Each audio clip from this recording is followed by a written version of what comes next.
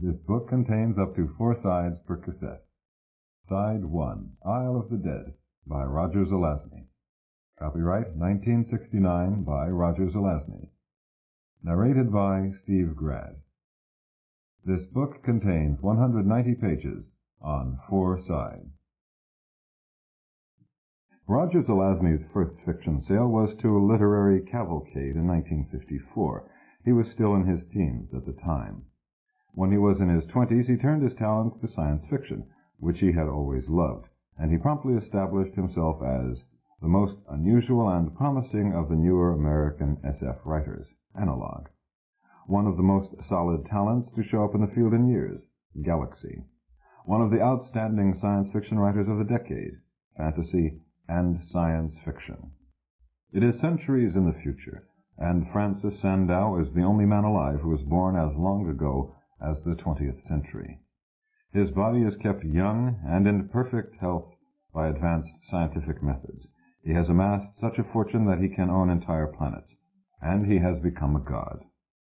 No, not a god of Earth, but one of the pantheon of the alien Payans. He is Shimbo of Darktree, Shrugger of Thunders. Yet he doesn't believe that his personality has merged with the ancient consciousness of Shimbo, that he really can call down the skies upon his enemies. The time comes, however, when Francis Sandow must use these powers against the most dangerous antagonist in the universe, another Payan god, Shimbo's own enemy, Belion, and Belion has no doubt whatever of his own powers. Roger Zelazny's previous works include This Immortal, Ace, which won a Hugo as Best SF Novel of 1965, The Dream Master, Ace, winner of the SF Writers of America's Nebula Award for Best Novella in 1966, The Doors of His Face, The Lamps of His Mouth, fantasy and science fiction, and part of the Ace collection, For Tomorrow, Nebula winner as Best Novelette the same year.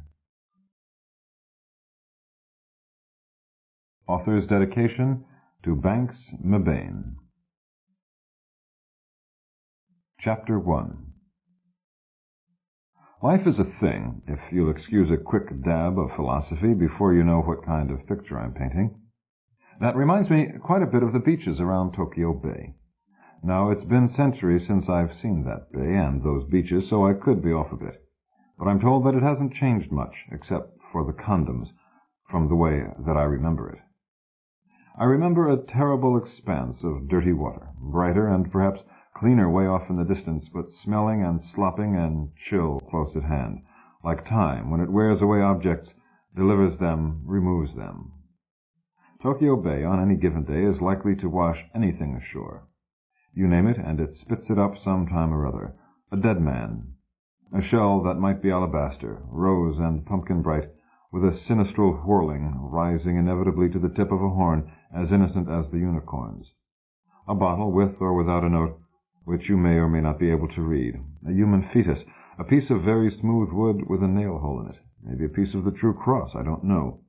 And white pebbles and dark pebbles, fishes, empty dories, yards of cable, coral, seaweed, and those are pearls that were his eyes. Like that. You leave the thing alone, and after a while it takes it away again. That's how it operates. Oh yeah, it also used to be lousy with condoms, limp, almost transparent testimonies to the instinct to continue the species, but not tonight. And sometimes they were painted with snappy designs or sayings, and sometimes had a feather on the end.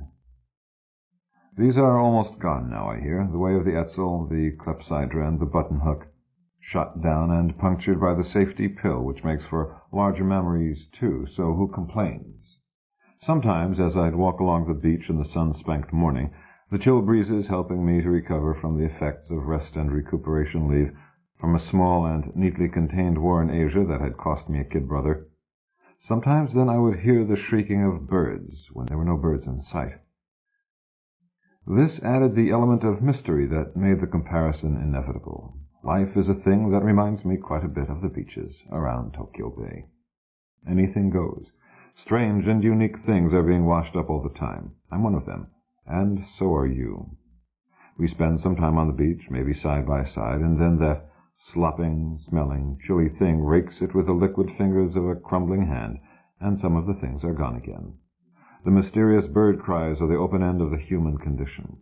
The voices of the gods? Maybe. Finally, to nail all corners of the comparison to the wall before we leave the room, there are two things that caused me to put it in there in the first place. Sometimes, I suppose, things that are taken away might, by some capricious current, be returned to the beach. I'd never seen it happen before, but maybe I hadn't waited around long enough. Also, you know, somebody could come along and pick up something he'd found there and take it away from the bay. When I learned that the first of these two things might actually have happened, the first thing I did was puke. I'd been drinking and sniffing the fumes of an exotic plant for about 3 days. The next thing I did was expel all my house guests. Shock is a wonderful soberer, and I already knew that the second of the two things was possible, the taking away of a thing from the bay, because it had happened to me, but I'd never figured on the first coming true. So I took a pill guaranteed to make me a whole man in 3 hours, followed it with a sauna bath, and then stretched out on the big bed, while the servants, mechanical and otherwise, took care of the cleaning up. Then I began to shake all over. I was scared. I am a coward. Now, there are a lot of things that scare me, and they are all of them things over which I have little or no control, like the big tree. I propped myself up on my elbow, fetched the package from the bedside table, and regarded its contents once more. There could be no mistake, especially when a thing like that was addressed to me. I had accepted the special delivery, stuffed it into my jacket pocket, opened it at my leisure. Then I saw that it was the 6th, and I'd gotten sick, and called things to a halt. It was a tri-D picture of Kathy, all in white, and it was dated as developed a month ago. Kathy had been my first wife, maybe the only woman I'd ever loved, and she'd been dead for over 500 years. I'll explain that last part by and by. I studied the thing closely. The 6th such thing I'd received in as many months. Of different people, all of them dead, for ages. Rocks and blue sky behind her, that's all. It could have been taken anywhere where there were rocks and a blue sky. It could easily have been a fake, for there are people around who can fake almost anything these days. But who was there around, now, who'd know enough to send it to me, and why? There was no note, just that picture, the same as with all the others, my friends, my enemies. And the whole thing made me think of the beaches around Tokyo Bay, and maybe the Book of Revelations, too. I drew a blanket over myself and lay there in the artificial twilight I had turned on at midday. I had been comfortable, so comfortable all these years.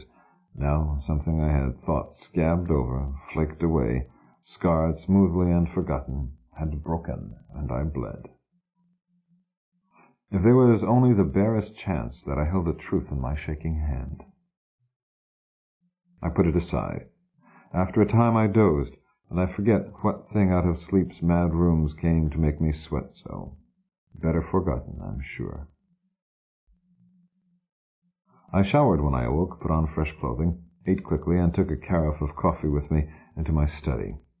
I used to call it an office when I worked, but around 35 years ago the habit wore off. I went through the past month's pruned and pre-sorted correspondence, and found the items I was looking for amid the requests for money from some oddball charities and some oddball individuals who hinted at bombs if I didn't come across. 4 invitations to lecture, one to undertake what once might have been an interesting job, a load of periodicals, a letter from a long-lost descendant of an obnoxious in-law for my 3rd marriage suggesting a visit by him, with me, here, 3 solicitations from artists wanting a patron, 31 notices that lawsuits had been commenced against me, and letters from various of my attorneys stating that 31 actions against me had been quashed. The first of the important ones was a letter from Marling of Megapay. It said, roughly, "Earth-son, I greet you by the 27 names that still remain, praying the while that you have cast more jewels into the darkness and given them to glow with the colors of life.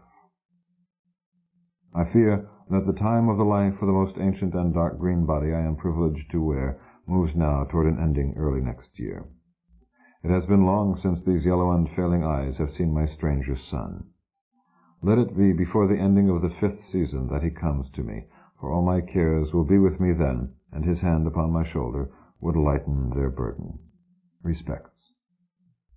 The next missive was from the Deep Shaft Mining and Processing Company, which everyone knows to be a front organization for Earth's Central Intelligence Department, asking me if I might be interested in purchasing some used but in good condition off-world mining equipment located at sites from which the cost of transport would be prohibitive to the present owners. What it really said, in a code I'd been taught years before when I'd done a contract job for the federal government of Earth, was sans officialise and roughly, "What's the matter? Aren't you loyal to the home planet? We've been asking you for nearly 20 years to come to Earth and consult with us on a matter vital to planetary security. You have consistently ignored these requests. This is an urgent request, and it requires your immediate cooperation on a matter of the gravest importance. We trust," and etc. The third one said, in English, "I do not want it to seem as if I am trying to presume on something long gone by, but I am in serious trouble, and you are the only person I can think of who might be able to help me. If you can possibly make it in the near future, please come see me on Aldebaran 5. I'm still at the old address, although the place has changed quite a bit. Sincerely, Ruth." 3 appeals to the humanity of Francis Sandow, which, if any of them, had anything to do with the pictures in my pocket. The orgy I had called short had been a sort of going-away party. By now all of my guests were on their ways off my world. When I had started it as an efficient means of getting them loaded and shipped away, I had known where I was going. The arrival of Kathy's picture, though, was making me think. All 3 parties involved in the correspondence knew who Kathy had been. Ruth might once have had access to a picture of her, from which some talented person might work. Marling could have created the thing. Central Intelligence could have dug up old documents and had it forged in their labs. Or none of these. It was strange that there was no accompanying message, if somebody wanted something. I had to honor Marling's request, or I'd never be able to live with myself. That had been first on my agenda. But now I had, through the 5th season, Northern Hemisphere megapay, which was still over a year away, so I could afford some other stops in between. Which ones would they be? Central Intelligence had no real claim on my services, and Earth no dominion over me. While I was willing to help Earth if I could, the issue couldn't be so terribly vital if it had been around for the full 20 years they'd been pestering me. After all, the planet was still in existence, and according to the best information I had on the matter, was functioning as normally and poorly as usual. And for that matter, if I was as important to them as they made out in all their letters, they could have come and seen me. But Ruth? Ruth was another matter. We had lived together for almost a year before we'd realized we were cutting each other to ribbons, and it just wasn't going to work out. We parted as friends, remained friends. She meant something to me. I was surprised she was still alive after all this time. But if she needed my help, it was hers. So that was it. I'd go see Ruth quickly and try to bail her out of whatever jam she was in. Then I'd go to Megapay, and somewhere along the line I might pick up a lead as to who, what, when, where, why, and how I had received the pictures. If not, then I'd go to Earth and try intelligence. Maybe a favor for a favor would be in order. I drank my coffee and smoked. Then, for the first time in almost 5 years, I called my port and ordered the readying of Model T, my jump buggy, for the distance hopping. It would take the rest of the day, much of the night, and be ready around sunrise, I figured. Then I checked my automatic secretary and files to see who owned the T currently. S&F told me it was Lawrence J. Connor of Lockyer, the J for John. So I ordered the necessary identification papers, and they fell from the tube and into my padded-in basket about 15 seconds later. I studied Connor's description, then called for my barber on wheels to turn my hair from dark brown to blonde, lighten my suntan, toss on a few freckles, haze my eyes 3 shades darker, and lay on some new fingerprints. I have a whole roster of fictitious people, backgrounds, complete and verifiable when you're away from their homes. People who have purchased the tea from one another over the years, and others who will do so in the future. They are all of them around 5 feet 10 inches in height, and weigh in at about 160. They are all individuals I am capable of becoming with a bit of cosmetic and the memorization of a few facts. When I travel, I don't like the idea of doing it in a vessel registered in the name of Francis Sandow, of Home Free, or, as some refer to it, Sandow's World. While I'm quite willing to make the sacrifice and live with it, this is one of the drawbacks involved in being one of the 100 wealthiest men in the galaxy. I think I am 87th as of the last balance sheet, but I could be 88th or 86th.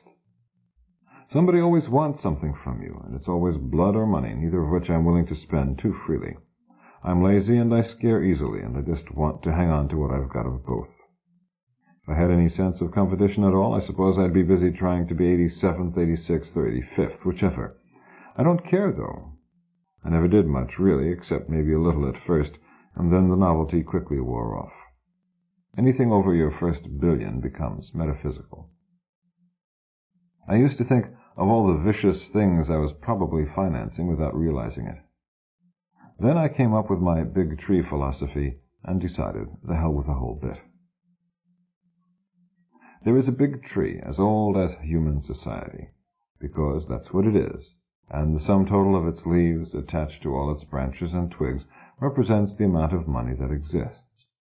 There are names written on these leaves, and some fall off and new ones grow on, so that in a few seasons all the names have been changed. But the tree stays pretty much the same, bigger, yes, and carrying on the same life functions as always in pretty much the same way, too. I once went through a time when I tried to cut out all the rot I could find in the tree. I found that as soon as I cut out a section in one place, it would occur somewhere else, and I had to sleep sometime. Hell, you can't even give money away properly these days, and the tree is too big to bend like a bonsai in a bucket and so alter its growth. So I just let it grow on its merry way now. My name on all those leaves, some of them withered and sere, and some bright with the first green, and I try to enjoy myself swinging around those branches and wearing a name that I don't see written all around me. So much for me and the big tree. The story of how I came to own so much greenery might provoke an even funnier, more elaborate and less botanical metaphor. If so, let's make it later. Too many. And look what happened to poor Johnny Dunn. He started thinking he wasn't an island, and he's out there at the bottom of Tokyo Bay now, and it doesn't diminish me one bit. I began briefing S&F on everything my staff should do and not do in my absence. After many playbacks and much mind-racking, I think I covered everything. I reviewed my last will and testament, saw nothing I wanted changed. I shifted certain papers to destruct boxes and left orders that they be activated if this or that happened. I sent an alert to one of my representatives on Aldebaran 5 to let him know that if a man named Lawrence J. for John Connor happened to pass that way and needed anything, it was his, and an emergency ID code in case I had to be identified as me. Then I noticed that close to 4 hours had passed, and I was hungry. How long to sunset, rounded to the nearest minute? I asked S&F. 43 minutes, came its neuter-voiced reply through the hidden speaker. I will dine on the East Terrace in precisely 33 minutes, I said, checking my chronometer. I will have a lobster with French fried potatoes and coleslaw, a basket of mixed rolls, a half bottle of our own champagne, a pot of coffee, a lemon sherbet, the oldest cognac in the cellar, and 2 cigars. Ask Martin Bremen if he would do me the honor of serving it. Yes, said S&F. No salad? No salad. Then I strolled back to my suite, threw a few things into a suitcase, and began changing clothes. I activated my bedroom hookup to S&F, and amidst a certain stomach-wringing, neck-chilling feeling, gave the order I had been putting off and could properly put off no longer. In exactly 2 hours and 11 minutes, I said, checking my chronometer, ring Lisa and ask her if she would care to have a drink with me on the West Terrace in half an hour's time. Prepare for her now 2 checks, each in the amount of $50,000. Also prepare for her a copy of Reference A. Deliver these items to this station in separate unsealed envelopes. Yes, came the reply, and while I was adjusting my cufflinks, these items slid down the chute and came to rest in the basket on my dresser. I checked the contents of the 3 envelopes, sealed them, placed them in an inside pocket of my jacket, and made my way to the hallway that led to the east terrace. Outside, the sun and amber giant now was ambushed by a wispy strand which gave up in less than a minute and swam away. Hordes of overhead clouds were gold yellow and touches of deepening pink as the sun descended the merciless blue road that lay between Urim and Thummim, the twin peaks I had set just there to draw him and quarter him at each day's ending. His rainbow blood would splash their misty slopes during the final minutes. I seated myself at my table beneath the elm tree. The overhead force projector came on at the weight of my body upon the chair, keeping leaves, insects, bird droppings, and dust from descending upon me from above. After a few minutes, Martin Brayman appeared, pushing a covered cart before him. "Good evening, sir." "Good evening, Martin. How go things with you?" "Just fine, Mr. Sandow. And yourself?" "I'm going away," I said. "Ah?" He laid the setting before me, uncovered the cart, and began to serve the meal. "Yes," I said, "maybe for quite some time." I sampled my champagne and nodded approval. "So I wanted to say something you're probably already aware of before I go. That is, you prepare the best meals I've ever eaten." "Thank you, Mr. Sandow." His naturally ruddy face deepened a shade or two, and he fought the corners of his mouth into a straight line as he dropped his dark eyes. "I've enjoyed our association. So if you'd care to take a year's vacation, full salary and all expenses, of course, plus a slush fund for buying any recipes you might be interested in trying, I'll call the bursar's office before I go and set things up." "When will you be leaving, sir?" "Early tomorrow morning." "I see, sir. Yes. Thank you. That sounds very pleasant." "And find some more recipes for yourself while you're at it." "I'll keep one eye open, sir." It must be a funny feeling, preparing meals the taste of which you can't even guess at. "Oh, no, sir," he protested. "The tastes are completely reliable, and while I'll admit I've often speculated as to the taste of some of your meals, the closest situation is, I suppose, that of being a chemist who does not really wish to taste all of his experiments, if you know what I mean, sir." He held the basket of rolls in one hand, the pot of coffee in his other hand, the dish of coleslaw in his other hand, and his other hand rested on the cart's handle. He was a Rigelian, whose name was something like Mrten. He learned his English from a German cook, who'd helped him pick an English equivalent for Mrten. A Rigelian chef, with a good taster or two from the subject race, prepares the greatest meals in the galaxy. They're quite dispassionate about it, too. We'd been through the just-finished discussion before many times, and he knew I was always kidding him when I talked that way, trying to get him to admit that human food reminded him of garbage, manure, or industrial wastes. Apparently there is a professional ethic against acknowledging any such thing. His normal counter is to be painfully formal. On occasion, however, when he's had a bit too much of lemon juice, orange juice, or grapefruit juice, he's as much as admitted that cooking for Homo sapiens is considered the lowest level to which a Rigelian chef can stoop. I try to make up to him for it as much as I can, because I like him as well as his meals, and it's very hard to get Rigelian chefs no matter how much you can afford to spend. "Martin," I said, "if anything should happen to me this time out, I'd like you to know that I've made provision for you in my will." I don't know what to say, sir." "So don't," I told him. "To be completely selfish about it, I hope you don't collect. I plan on coming back." He was one of the few persons to whom, with impunity yet, I could mention such a thing. He had been with me for 32 years, and was well past the point which would entitle him to a good lifetime pension anyway. Preparing meals was his dispassionate passion, though, and for some unknown reason he seemed to like me. He'd make out quite a bit better if I dropped dead that minute, but not enough to really make it worth his while to lace my coleslaw with Mortanian butterfly venom. "Look at that sunset, will you?" I decided. He watched for a minute or two, then said, "You certainly do them up brown, sir." "Thank you. You may leave the cognac and cigars now and retire. I'll be here a while. He placed them on the table, drew himself up to his full 8 feet of height, bowed, and said, "Best of luck on your journey, sir, and good evening." "Sleep well," I said. "Thank you," and he slithered away into the twilight. When the cool night breezes slipped about me and the toading gales in their distant wallows began a Bach cantata, my orange moon, Florida, came up where the sun had gone down. The night-blooming dander roses spilled their perfumes upon the indigo air. The stars came on like aluminum confetti. The ruby-shrouded candles sputtered on my table. The lobster was warm and buttery in my mouth, and the champagne cold as the heart of an iceberg. I felt a certain sadness and the desire to say, "I will be back to this moment of time." So I finished the lobster, the champagne, the sherbet, and I lit a cigar before I poured a snifter of cognac, which I have been told is a barbaric practice. I toasted everything in sight to make up for it, and then poured a cup of coffee. When I had finished, I rose and took a walk around that big, complex building, my home. I moved up to the bar on the west terrace and sat there with a cognac in front of me. After a time, I lit my second cigar. Then she appeared in the archway, automatically falling into a perfume-mad pose. Lisa wore a soft, silky blue thing that foamed about her in the light of the terrace, all sparkles and haze.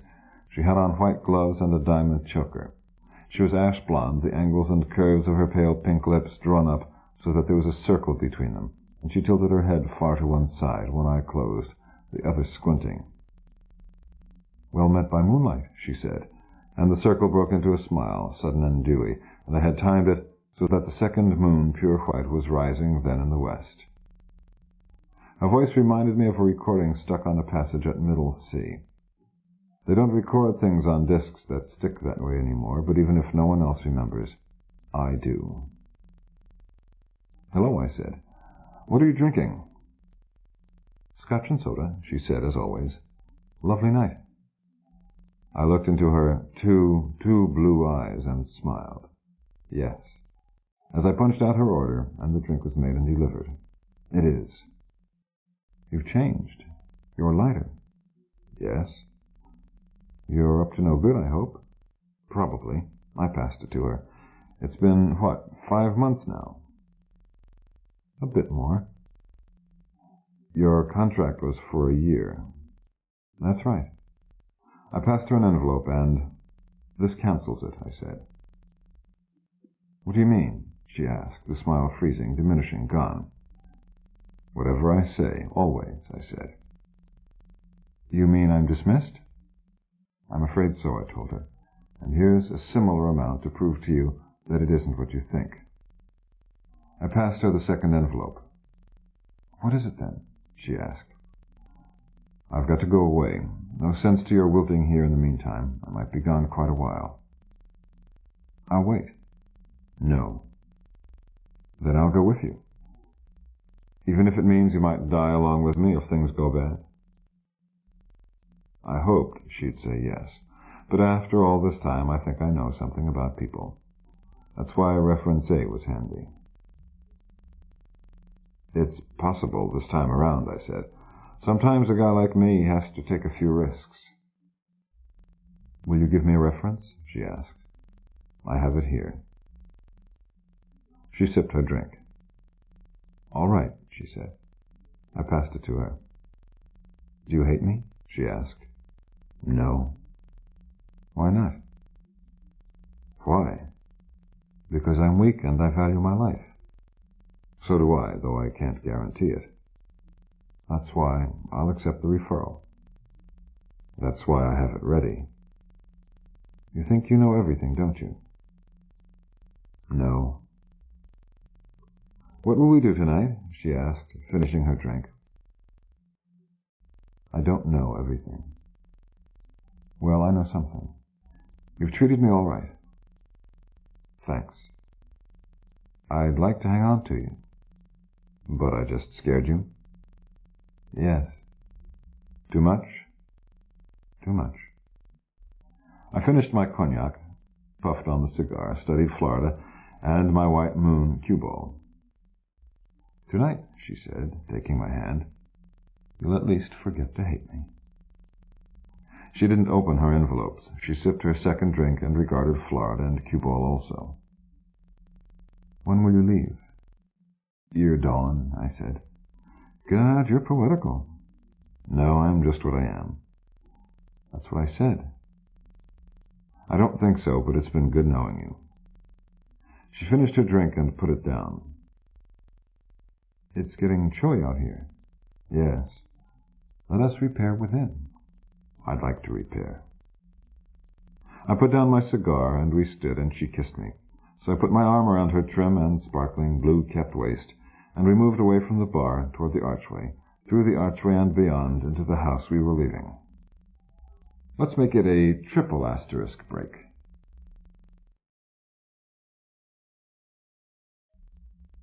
Perhaps the wealth I acquired along the way to becoming who I am is one of the things that made me one of the things that I am. That is, a bit of a paranoid. No, it's too pat. I could justify the qualms I feel each time I leave home free by saying that this is their source. Then I could turn around and justify that by saying that it isn't really paranoia if there really are people out to get you. And there are, which is one of the reasons things are arranged to such an extent that I could stand all alone on home free and defy any man or government that wanted me to come and take me. They'd have to kill me, which would be a fairly expensive proposition, as it would entail destroying the entire planet. And even then, I think I've got an out that might work, though I've never had to test it under field conditions. No, the real reason for my qualms is the very ordinary fear of death and non-being that all men know, intensified many times, though once I had a glimpse of a light that I can't explain. Forget that. There's me and maybe a few sequoia trees that came onto the scene in the 20th century and have managed to make it up until now, the 32nd. Lacking the passivity of the plant kingdom, I learned after a time that the longer one exists, the more strongly one becomes infected with a sense of mortality. Corollary to this, survival, once a thing I thought of primarily in Darwinian terms as a pastime of the lower classes and phyla, threatens to become a preoccupation. It is a much subtler jungle now than it was in the days of my youth, with something like 1,500 inhabited worlds, each with its own ways of killing men, ways readily exportable when you can travel between the worlds in no time at all. 17 other intelligent races, 4 of whom I consider smarter than men, and 7 or 8 who are just as stupid, each with its own ways of killing men. Multitudes of machines to serve us, numerous and ordinary as the automobile was when I was a kid, each with its own ways of killing men. New diseases, new weapons, new poisons, and new mean animals, new objects of hatred, greed, lust, and addiction, each with its own ways of killing men. And many, many, many new places to die. I've seen and met a lot of these things, and because of my somewhat unusual occupation, there may be only 26 people in the galaxy who know more about them than I do. So I'm scared, even though no one's shooting at me just now, the way they were a couple weeks before I got sent to Japan for rest and recuperation and found Tokyo Bay, say 1,200 years ago. That's close. That's life. I left in the dead of pre-dawn night without purposely saying goodbye to anybody, because that's the way I figure I have to be. I did wave back at a shadowy figure in the operations building who had waved at me after I'd parked my buggy and had begun walking across the field. But then I was a shadowy figure too. I reached the dock where the Model T sat, squat, boarded her, stowed my gear, spent half an hour checking systems. Then I went outside to inspect the phase projectors.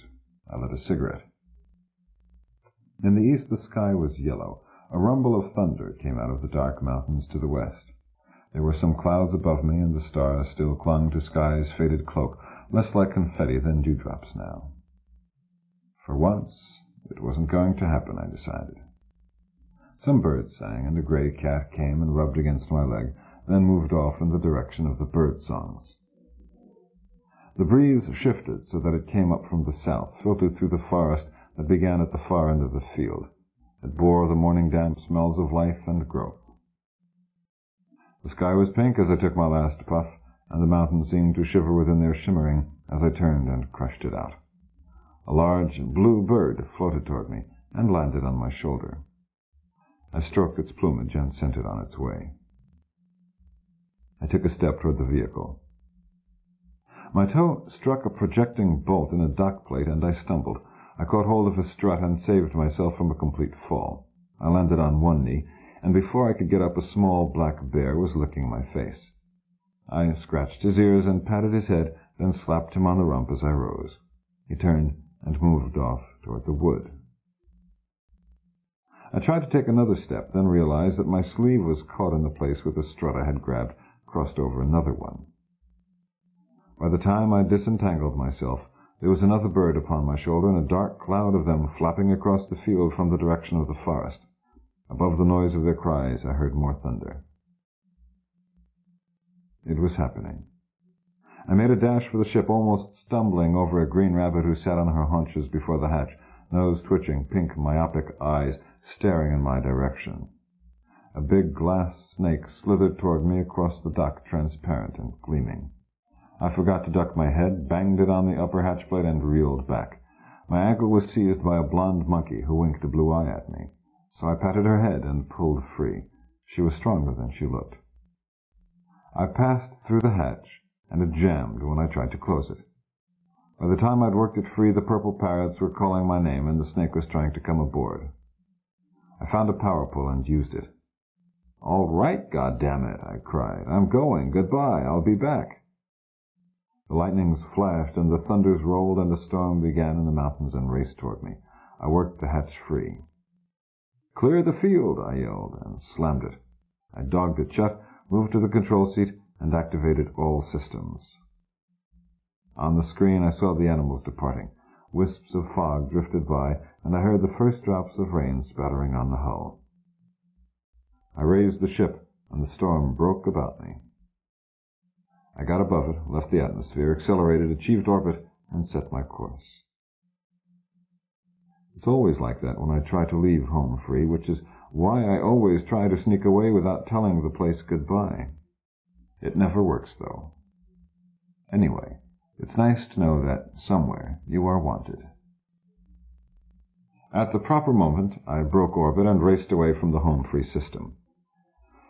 For several hours I was queasy and my hands tended to shake. I smoked too many cigarettes and my throat began to feel dry. Back at home free I had been in charge of everything. Now, though, I was entering the big arena once again.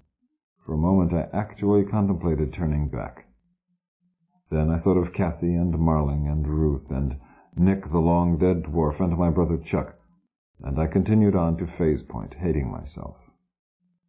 It happened suddenly, just after I had entered Phase and the ship was piloting itself. I began laughing, and a feeling of recklessness came over me, just like in the old days. What did it matter if I died? What was I living for that was so damned important? Eating fancy meals? Spending my nights with contract courtesans? Nuts.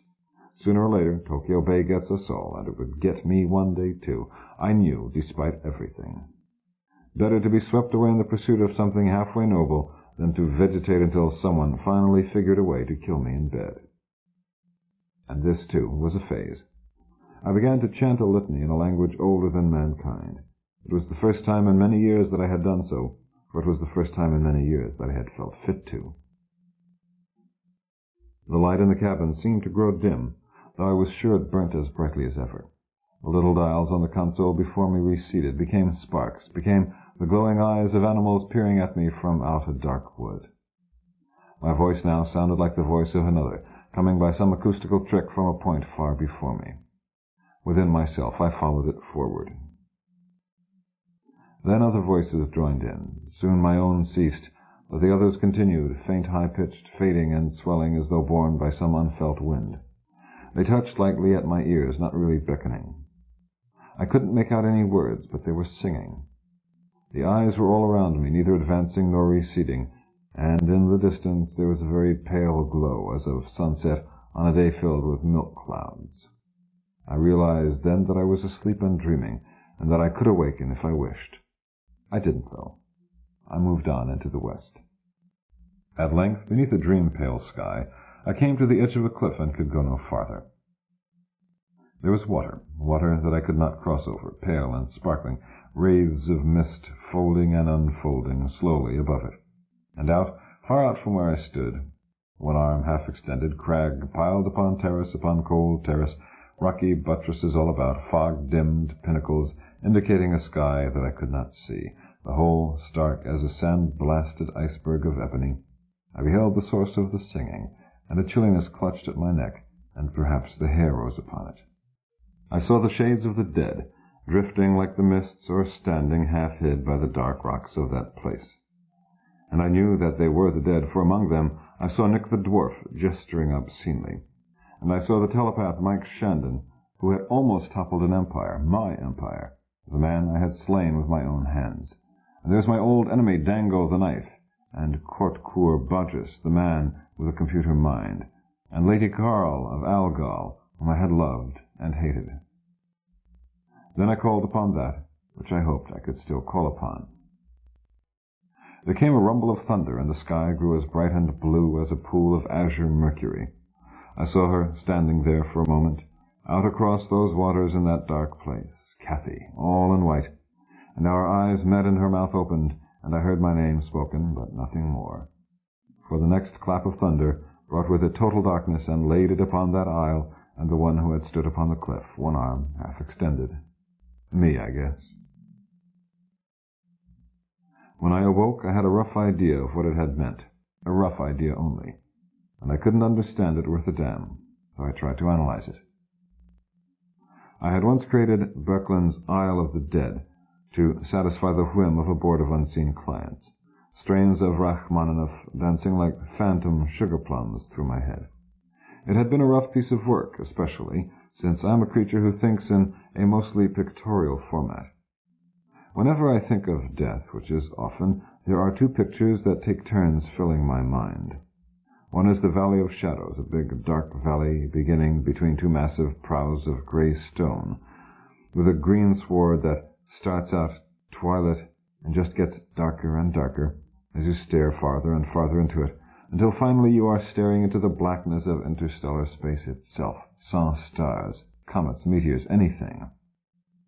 And the other is that mad painting by Berklin, The Isle of the Dead, of the place I had just viewed in the land of dream. Of the two places, the Isle of the Dead is far more sinister. The valley seems to hold a certain promise of peace. This, however, may be because I never designed and built a valley of shadows, sweating over every nuance and overtone of that emotion-wringing landscape. But in the midst of an otherwise Eden, I had raised up an Isle of the Dead one time, and it had burnt itself into my consciousness to such an extent that not only could I never wholly forget it, but I had become a part of it as surely as it was a part of me. Now this part of myself had just addressed me in the only way that it could, in response to a sort of prayer. It was warning me, I felt, and it was also giving me a clue that might make sense as time went on. Symbols, by their very nature, conceal as well as indicate, damn them. Cathy had seen me, within the fabric of my vision, which meant that there might be a chance. I turned on the screen and regarded the spirals of light moving in both clockwise and counterclockwise directions about a point directly before me. These were the stars, visible only in this fashion, there on the underside of space. As I hung there and the universe moved about me, I felt the decades' layers of fat that padded my soul's midsection catch fire and begin to burn. The man I had worked so hard at becoming died then, I hope, and I felt that Shimbo of Dark Tree Tower, Shrugger of Thunders, still lived. I watched the spinning stars, grateful, sad, and proud, as only a man who has outlived his destiny and realized he might yet forge himself another can be. After a time, the whirlpool in the sky sucked me down to sleep's dark center, dreamless and cool, soft and still, like the Valley of Shadows, perhaps. It was as 2 weeks' time before Lawrence Connor brought his Model T to birth on Aldebaran 5, which is called Driscoll after its discoverer. It was as 2 weeks inside the Model T, though no time at all passed during phase. Don't ask me why, please. I don't have time to write a book. But had Lawrence Connor decided to turn around and head back for home free, he could have enjoyed another 2 weeks of calisthenics, introspection, and reading, and quite possibly have made it back on the afternoon of the same day Francis Sandow had departed, doubtless pleasing the wildlife no end. He didn't, though. Instead, he helped Sandow nail down a piece of the briar business, which he didn't really want, just to keep up appearances while he examined the puzzle pieces he'd found. Maybe they were pieces from several different puzzles, all mixed together. There was no way of telling. I wore a light tropical suit and sunglasses, for the yellow sky had in it only a few orange-colored clouds, and the sun beat waves of heat about me, and they broke upon the pastel pavements where they splashed and rose in a warm, reality-distorting spray. I drove my rented vehicle, a slip sled, into the art colony of a city called Midi, a place too sharp and fragile and necessarily beside the sea for my liking, with nearly all its towers, spires, cubes, and ovoids that people call home, office, studio, or shop, built out of that stuff called glasolin, which may be made transparent in a colorless or tinted fashion and opaqued at any color by means of a simple molecule-disturbing control. And I sought out Nuage, a street down by the waterfront, driving through a town that constantly changed color about me, reminding me of molded jello, raspberry, strawberry, cherry, orange, lemon, and lime, with lots of fruits inside. I found the place at the old address, and Ruth had been right. It had changed quite a bit. It had been one of the few strongholds against the creeping jello that ate the city, back when we had lived there together. Now it, too, had succumbed. Where once there had been a high stucco wall enclosing a cobbled courtyard, a black iron gate set within its archway, a hacienda within, sprawled about a small pool where the water splashed sun-ghosts on the rough walls and the tiles. Now there was a castle of jello with 4 high towers. Raspberry it. I parked, crossed a rainbow bridge, touched the announcement plate on the door. "This home is vacant," reported a mechanical voice through a concealed speaker.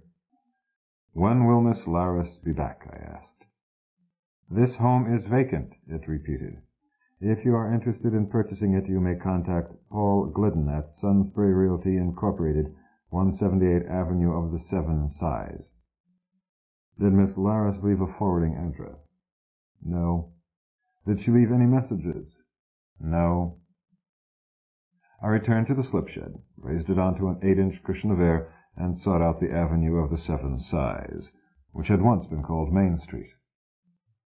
He was fat and lacking in hair, except for a pair of gray eyebrows about 2 inches apart, each thin enough to have been drawn on with a single pencil stroke. High up there over the eyes, slate-gray and serious. Higher still, above the pink catenary mouth that probably even smiled when he slept. There, under the small upturned thing he breathed through, which looked even smaller and more turned up because of the dollops of dough, his cheeks, that threatened to rise even further and engulf it completely, along with all the rest of his features, leaving him a smooth, suffocating lump, save for the tiny pierced ears with the sapphires in them, turning as ruddy as the wide-sleeved shirt that covered his northern hemisphere. Mr. Glidden, behind his desk at Sunspray, lowering the moist hand I had just shaken, his Masonic ring clicking against the ceramic sunburst of his ashtray as he picked up his cigar, in order to study me, fish-like, from the lake of smoke into which he submerged. "Have a seat, Mr. Connor," he chewed. "What have I got that you want?" "You're handling Ruth Laris's place over on Nuage, aren't you?" "That's right. Think you might want to buy it." "I'm looking for Ruth Laris," I said. "Do you know where she's moved?" A certain luster went out of his eye. "No," he said. "I've never met Ruth Laris." "She must want you to send the money someplace." "That's right." "Mind telling me where?" "Why should I?" "Why not? I'm trying to locate her." "I'm to deposit in her account at a bank." "Here in town?" "That is correct. Artist Trust." "But she didn't make the arrangements with you." "No, her attorney did." "Mind telling me who he is?" He shrugged, down there in the pool. "Why not?" he said. "André Dubois at Benson, Carling & Wu, 8 blocks north of here." "Thanks." "You're not interested in the property, then, I take it?" "On the contrary," I said. "I'll buy the place if I can take possession this afternoon. and if I can discuss the deal with her attorney. How does 52,000 sound? Suddenly, he was out of his pool. Where may I call you, Mr. Connor? I'll be staying at the Spectrum. After 5? After 5 is fine. So what to do? First, I checked in at the Spectrum. Second, using the proper code, I contacted my man on Driscoll to arrange for the necessary quantity of cash to be available to Lawrence Connor for the purchase. Third, I drove down to the religious district, parked the sled, got out, began walking. I walked past shrines and temples dedicated to everybody, from Zoroaster to Jesus Christ. I slowed when I came to the pay-in section. After a time, I found it. All there was above the ground was an entranceway, a green place about the size of a one-car garage. I passed within and descended a narrow stairway. I reached a small, candlelit foyer and moved on through a low arch. I entered a dark shrine containing a central altar decked out in a deep green, tiers of pews all about it. There were hundreds of stained glassite plates on all 5 walls, depicting the pagan deities. Maybe I shouldn't have gone there that day. It had been so long. There were 6 pagans and 8 humans present, and 4 of the pagans were women. They all wore prayer straps. Pagans are about 7 feet tall and green as grass. Their heads look like funnels, flat on top, their necks like the necks of funnels. Their eyes are enormous and liquid green or yellow. Their noses are flat upon their faces, wrinkles parenthesizing nostrils the size of quarters. They have no hair whatsoever. Their mouths are wide, and they don't really have any teeth in them, per se. Like, I guess, the best example is an elasma branch. They are constantly swallowing their skins. They lack lips, but their dermis bunches and hardens once it goes internal, and gives them horny ridges with which to chew. After that, they digest it as it moves on and is replaced by fresh matter. However this may sound to someone who has never met a pagan, they are lovely to look at, more graceful than cats, older than mankind, and wise. Very. Other than this, they are bilaterally symmetrical and possess 2 arms and 2 legs, 5 digits per. Both sexes wear jackets and skirts and sandals, generally dark in color. The women are shorter, thinner, larger about the hips and chest than the men, although the women have no breasts, for they young do not nurse, but digest great layers of fat for the first several weeks of their lives, and then begin to digest their skins. After a time they eat food, pulpy mashes and sea stuff mainly. That's pagans. Their language is difficult. I speak it. Their philosophies are complex. I know some of them. Many of them are telepaths, and some have other unusual abilities.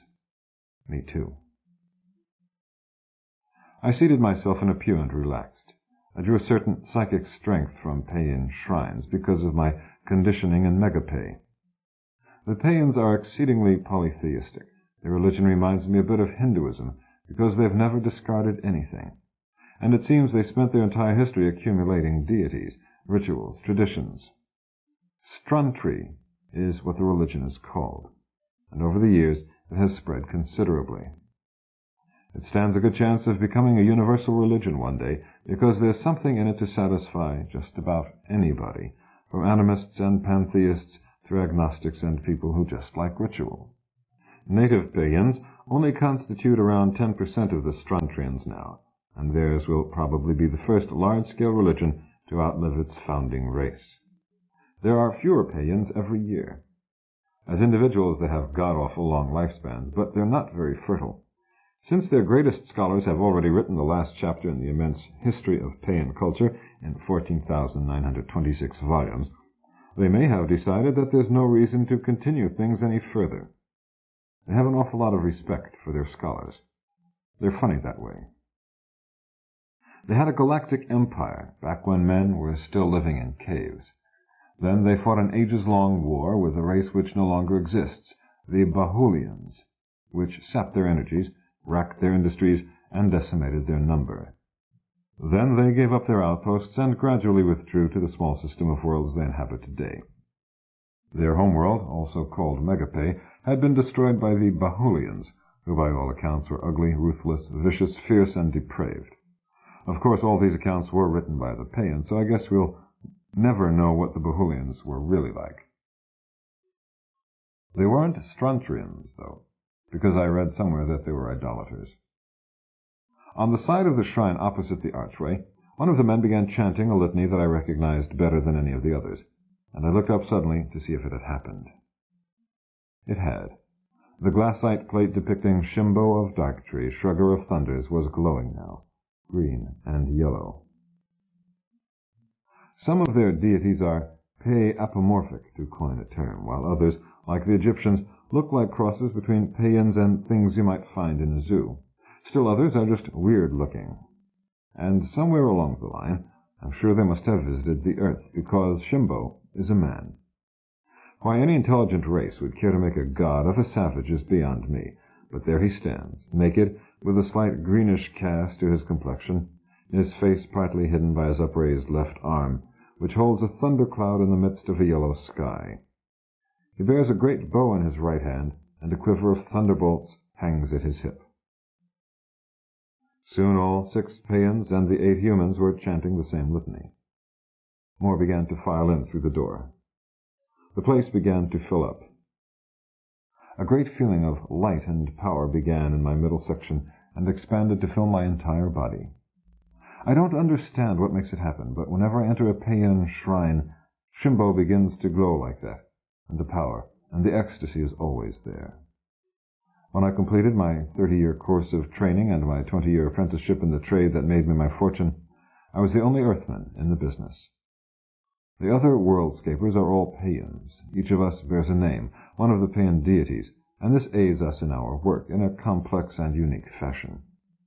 I chose Shimbo, or he chose me, because he seemed to be a man. For so long as I live, it is believed that he will be manifest in the physical universe. When I die, he returns to the happy nothing until another may bear the name.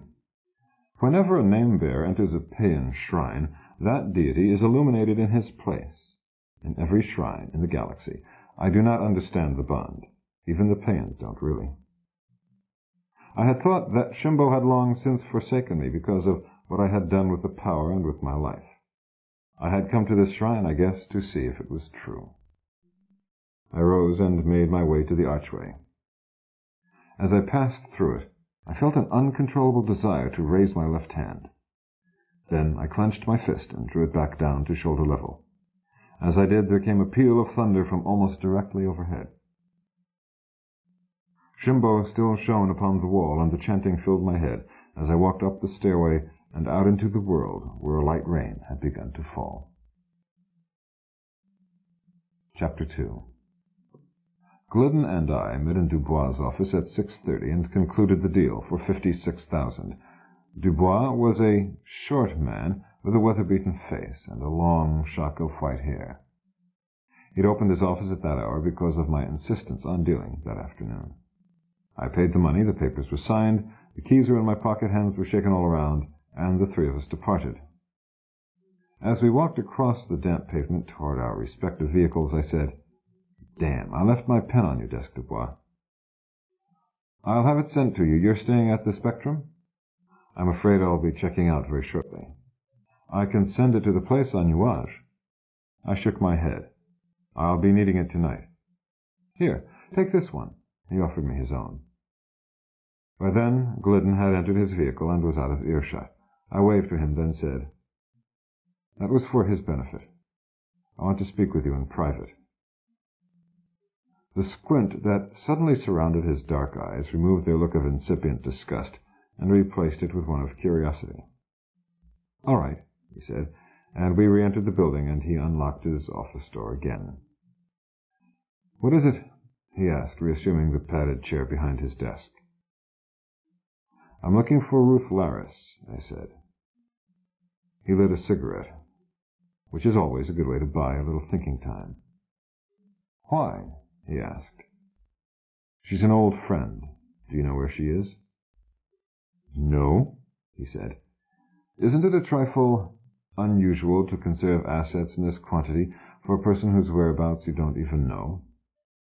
"Yes," he said, "I'd say so. But that is what I've been retained to do." "By Ruth Laris?" What do you mean by that? Did she retain you personally, or did somebody else do it on her behalf? I don't see that this is any business of yours, Mr. Connor. I believe I am going to call this conversation to a close. I thought a second, made a quick decision. Before you do, I said, I want you to know that I bought her house only to search it for clues as to her whereabouts. After that, I'm going to indulge a whim and convert it into a hacienda because I don't like the architecture in the city. What does that indicate to you? That you're something of a nut, he observed. I nodded and added, a nut who can afford to indulge his whims, therefore a crackpot who can cause a lot of trouble. What's this building worth? A couple million? I don't know. He looked a little uneasy. What if someone bought it for an apartment building and you had to go looking for another office? My lease would not be that easy to cancel, Mr. Connor. I chuckled. And then, I said, you were suddenly to find yourself the subject of an inquiry by the local bar association. He sprang to his feet.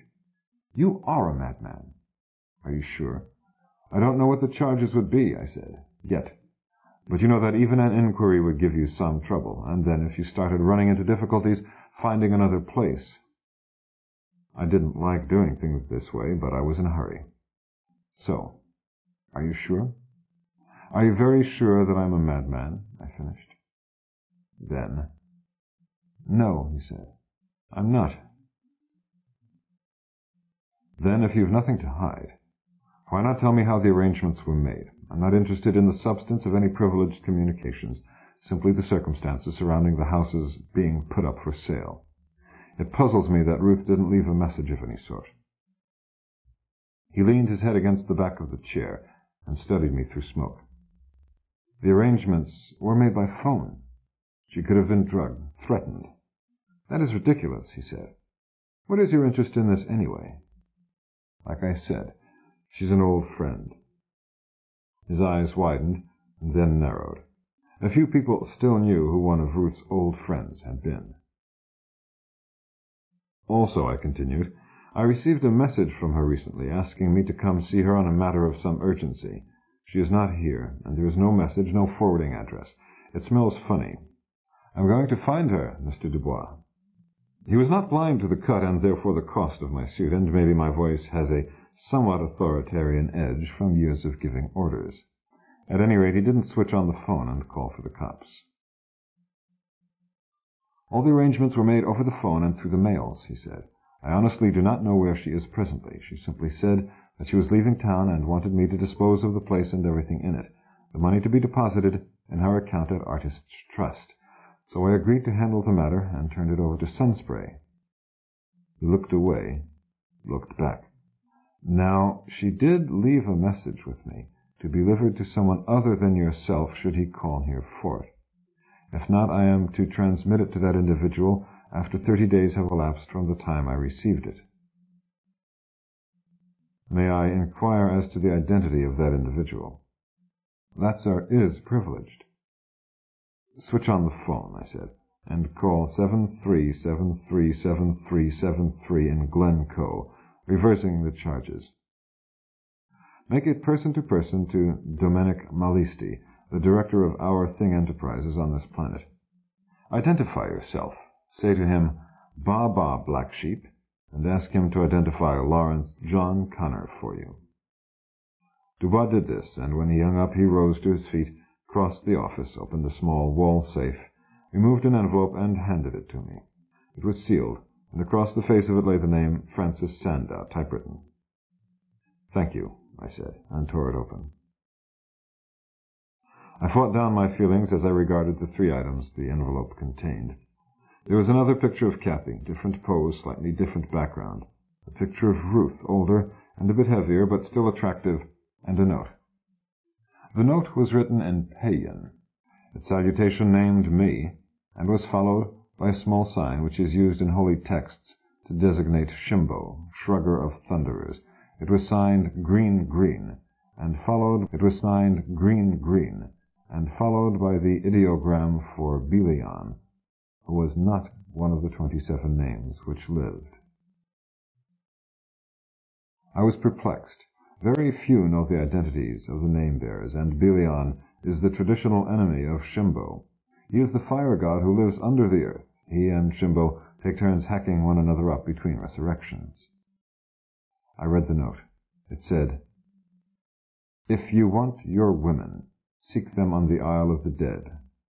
Bajus, Dango, Shandon, and the dwarf are also waiting." Back on home free there were Tri-Ds of Bajus, Dango, Shandon, Nick, Lady Carl, who might qualify as one of my women, and Kathy. Those were the 6 pictures I'd received. Now he'd taken Ruth. Who?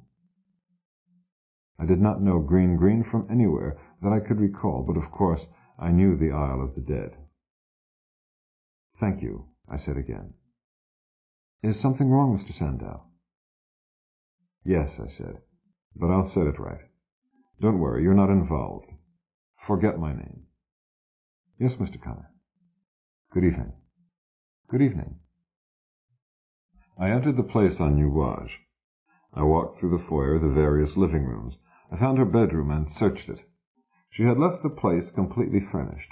She'd also left several closets and dressers full of clothing, and all sorts of little personal items that you just don't leave behind when you move. It was a funny feeling walking through that place which had replaced the other place, and every now and then seeing something familiar, an antique clock, a painted screen, an inlaid cigarette box, reminding me how life redistributes what once was meaningful amidst the always to be foreign, killing its personal magic, save in a memory you carry of the time and the place where once it stood, until you meet it again.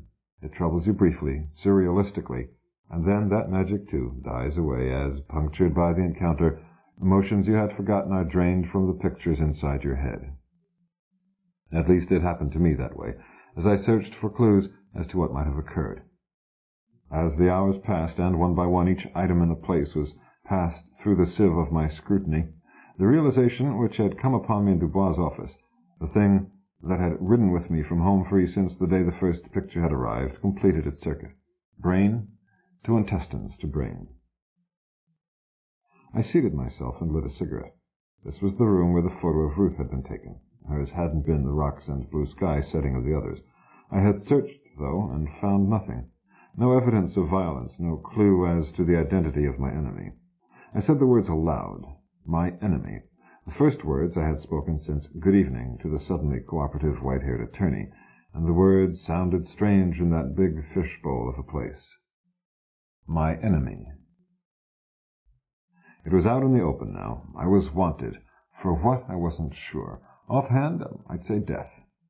It would have been helpful if I could have known which of my many enemies was behind it. I searched my mind. I considered my enemy's odd choice of rendezvous point, battlefield. I thought back upon my dreams of the place. It was a foolish place for anyone to lure me if he wished to harm me, unless he knew nothing whatsoever concerning my power once I set foot upon any world I've made. Everything would be my ally if I went back to Illyria, the world I'd put where it was many centuries ago, the world which held the Isle of the Dead, my Isle of the Dead. And I would go back. I knew that. Ruth and the possibility of Kathy. These required my return to that strange Eden I'd once laid out. Ruth and Kathy.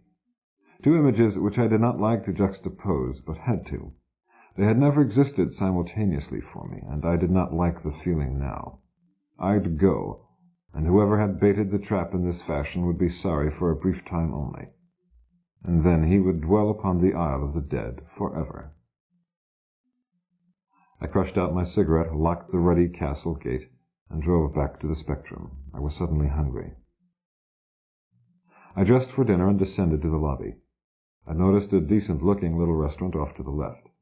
Unfortunately, it had just closed a few minutes before, so I inquired at the desk after a good eating place that was still open. "Bartol Towers, on the bay," said the night clerk, smothering a yawn. "They'll be open for several hours yet." So I took his direction on how to get there, and went out and nailed down a piece of the briar business. Ridiculous is a better word than strange, but then everybody lives in the shade of the big tree, remember? I drove over, and I left the slip sled to be parked by a uniform which I see wherever I go, a smiling face above it, opening before me doors which I can open for myself, handing me a towel I don't want, snatching at a briefcase I don't care to check, right hand held at waist level and ready to turn palm up at the first glint of metal or the crinkling of the proper type paper, large pockets to hold these items.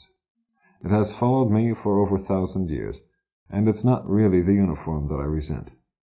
It's that damned smile, which is turned on by one thing only. My car went from here to there and was dropped between a pair of painted lines. Because we are all tourists. At one time, tips were given only for things you logically would want to have done efficiently and promptly, and they served to supplement a lower pay scale for certain classes of employment. This was understood, accepted. It was tourism back in the century of my birth, cluing in the underdeveloped countries to the fact that all tourists are marks. That set the precedent, which then spread to all countries, even back to the tourist's own, of the benefits which might be gained by those who wear uniforms and render the undesired and the unrequested with a smile. This is the army that conquered the world. After their quiet revolution in the 20th century, we all became tourists the minute we set foot outside our front doors. Second-class citizens, to be ruthlessly exploited by the smiling legions who had taken over, slyly, completely. Now, in every city into which I venture, uniforms rush upon me, dust dandruff from my collar, press a brochure into my hand, recite the latest weather report, pray for my soul, throw walk shields over nearby puddles, wipe off my windshield, hold an umbrella over my head on sunny or rainy days, or shine an ultra-infra flashlight before me on cloudy ones, pick lint from my belly button, scrub my back, shave my neck, zip up my fly, shine my shoes, and smile, all before I can protest. Right hand held at waist level. What a goddamn happy place the universe would be if everyone wore uniforms that glinted and crinkled. Then we'd all have to smile at each other. I took the elevator up to the 60th floor, where the big place was. Then I realized that I should have called ahead from the hotel for a reservation. It was crowded. I'd forgotten that the following day was a holiday on Driscoll. The hostess took my name and told me 15 or 20 minutes, so I went into one of a pair of bars and ordered a beer. I looked about me as I sipped, and across the little foyer in the matching bar on the other side, hovering in the gloom, I saw a fat face that looked somewhat familiar. I slipped on a pair of special glasses, which act like telescopes, and I studied the face, now in profile. The nose and the ears were the same. The hair was the wrong color, and the complexion darker, but that's easily done.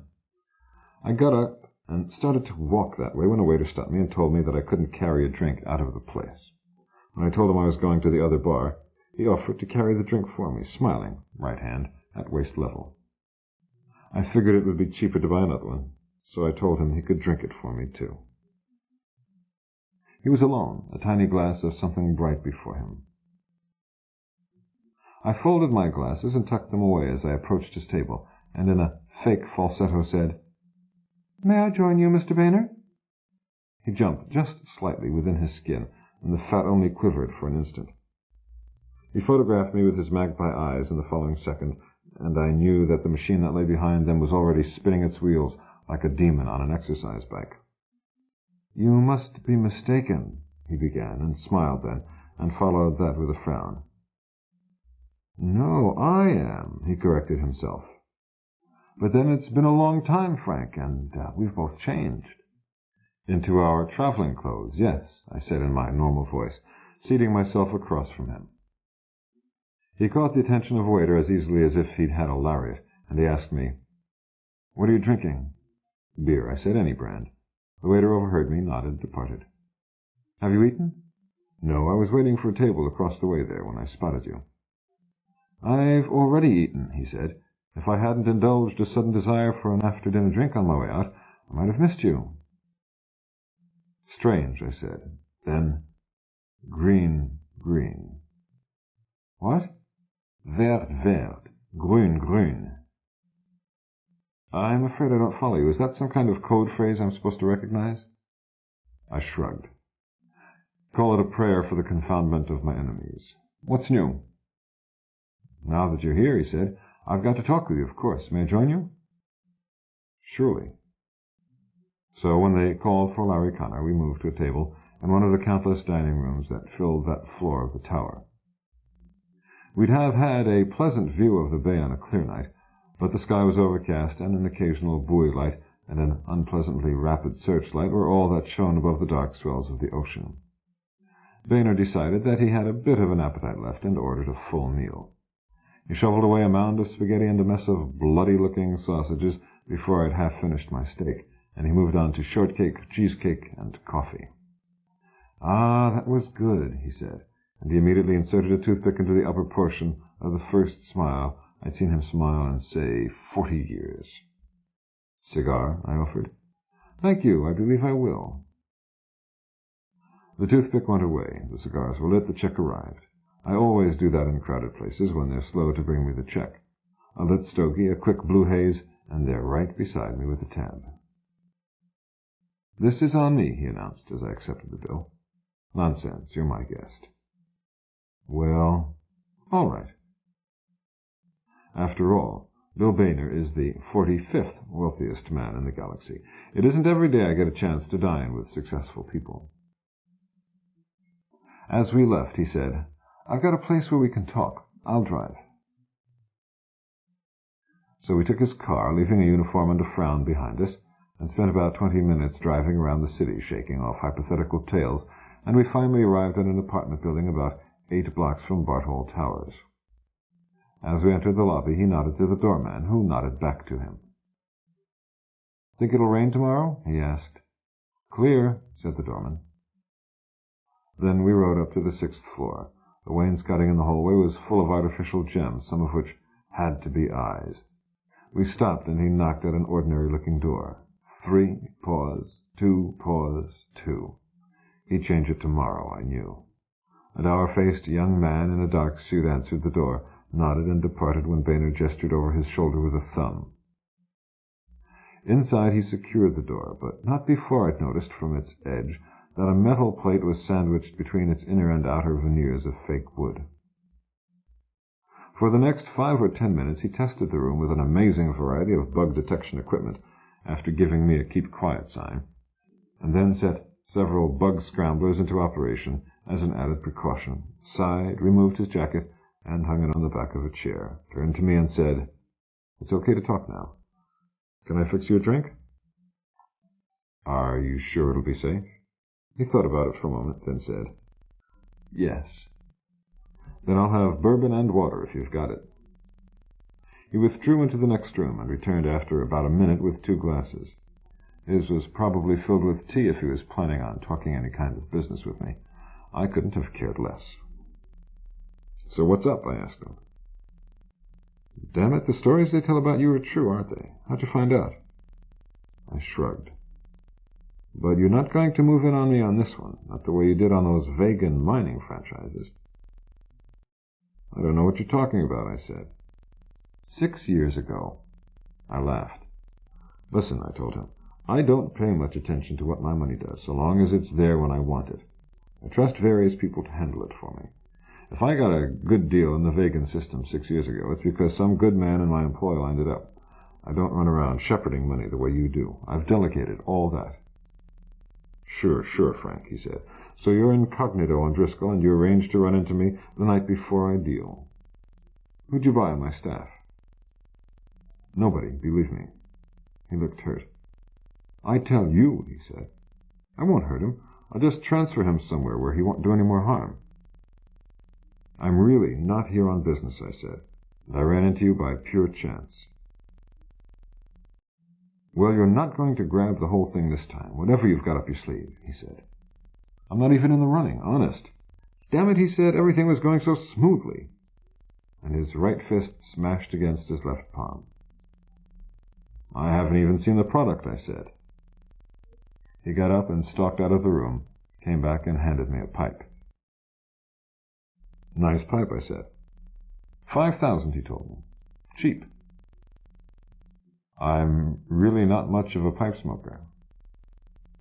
I won't cut you in for more than 10%, he said. I've been handling this thing personally, and you're not going to clear it. to clear it. And then I got mad. All that bastard thought about, besides eating, was stacking up his wealth. He automatically assumed I spent my time the same way, just because a lot of leaves on the big tree say Sandow. So, I want a third, or I make my own deal, I said. A third? He leaped to his feet and began screaming. It was a good thing that the room was soundproof and debugged. It had been a long time since I'd heard some of those expressions. He grew red in the face, and he paced. Greedy, money-grubbing, unethical me sat there thinking about pipes while he ranted. A guy with a memory like mine has many odd facts in his head. Back in my youth on Earth, the best pipes were made either of meerschaum or briar. Clay pipes draw awfully hot, and wooden ones crack or burn out quickly. Corn cobs are dangerous. In the latter part of the 20th century, possibly because of a generation growing up in the shadow of a Surgeon General's report on respiratory diseases, pipe smoking had undergone something of a renaissance. By the turn of the century, the world's supply of briar and meerschaum was largely exhausted. Meerschaum, or hydrous magnesium silicate, is a sedimentary rock which occurred in strata composed in part of seashells that had fused together over the ages. And when it was all gone, that was it. Briar pipes were made from the root of the white heath, or Erica arborea, which grew only in a few areas about the Mediterranean, and had to be around 100 years old before it was of any use. The white heath had been subjected to wanton harvesting, with anything like a reforestation plan far from mind. Consequently, substances like pyrolytic carbon now do for the bulk of pipe smokers, but meerschaum and briar linger in memories and collections. Small deposits of meerschaum have been discovered upon various worlds and turned into fortunes overnight. Nowhere but on Earth, however, has Erica arborea or a suitable substitute ever turned up. And pipe smoking is the mainliner's way of smoking these days, Dubois and me being mavericks. The pipe Boehner had shown me was a pretty, flame-grained briar. Therefore, 15%, he was saying, which barely allows me a small profit. Nuts, those briars are worth 10 times their weight in platinum. You'd cut my heart out if you ask for more than 18%. 30. Be reasonable, Frank. Then let's talk business, not nonsense. 20% is all I can let you in for, and it will cost you 5 millions. I laughed. So for the next hour I haggled out of pure cussedness, resenting the estimation he'd placed on me and refusing to disbelieve. I lived up to it, too, like 25.5% for 4 million, which required a phone call to Malisti to swing the financing. I really hated to wake him. And that's how I nailed down a piece of the briar business on Driscoll. Ridiculous is a better word than strange, but then everyone lives in the shade of the big tree, remember? After it was all over, he slapped me on the shoulder and told me I was a cool dealer, that he'd rather have me with him than against him, made us another round of drinks, sounded me out on getting Martin Bremen away from me, as he'd never been able to hire a Rigelian chef, and asked me once again who had tipped me off. He dropped me at Bartol Towers. The uniform moved my car a few feet and held the door for me, got its money, turned off its smile, and went away. I drove back to the Spectrum, wishing I'd eaten there and gotten to bed early instead of spending my evening autographing leaves. The radio in the sled played a Dixieland number I hadn't heard in ages. That, and the rain that came a moment later, made me feel lonely and more than a little sad. Traffic was light. I hurried.